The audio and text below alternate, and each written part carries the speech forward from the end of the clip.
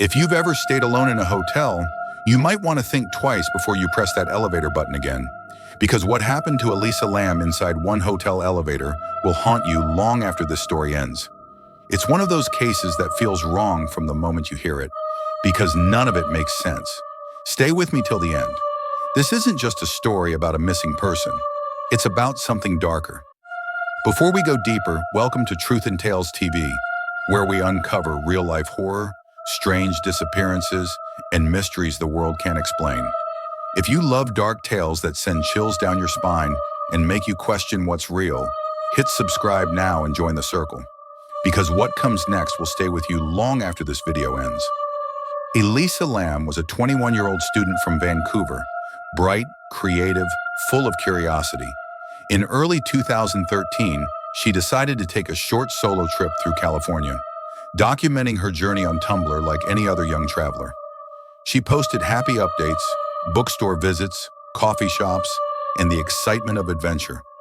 Nothing seemed out of the ordinary, until she checked into the Cecil Hotel in downtown Los Angeles. To most, it's just an old building, but those who know its history call it cursed.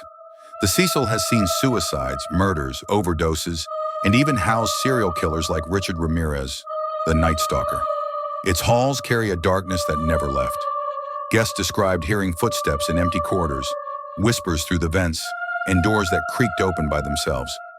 But Elisa didn't seem scared, at least, not at first. Then things changed.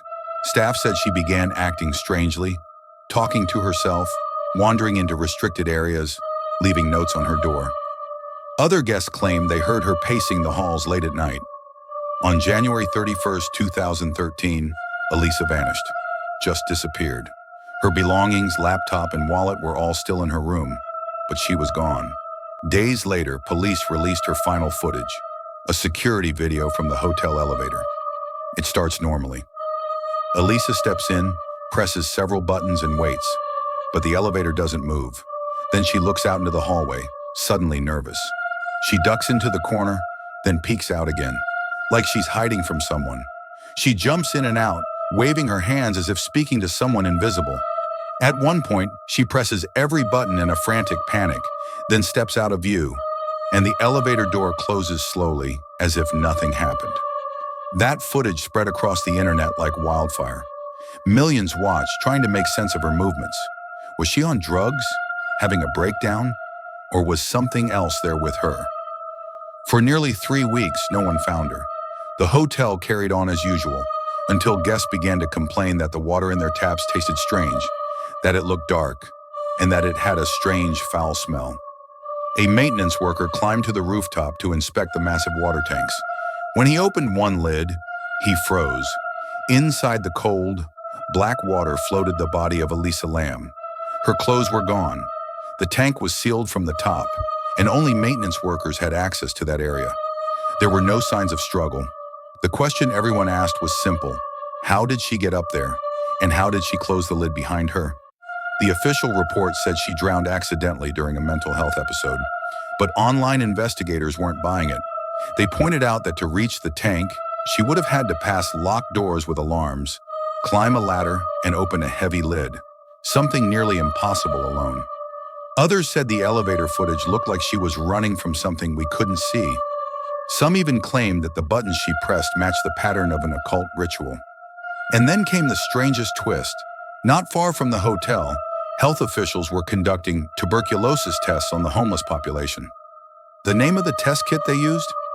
L.A. Murph. The test code printed on the vials? Lam Elisa. Coincidence?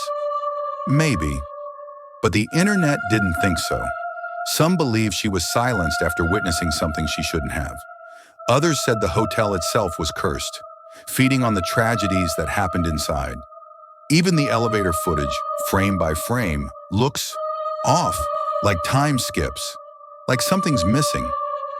In the end, the case was closed as accidental drowning. But if you ask anyone who watched that video, they'll tell you, it didn't feel accidental. Elisa's story feels like a warning, a whisper from something beyond the door. If you enjoyed this story, or found it fascinating, chilling, or impossible to explain, then trust me, you haven't seen anything yet. because the next story will drag you even deeper into the shadows. Let's hope you can handle it.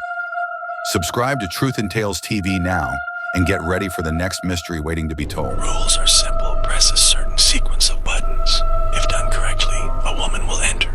You must not speak to her. You must not look at her. Did Elisa make a mistake? Late at night, if you listen closely, you might still hear her whispering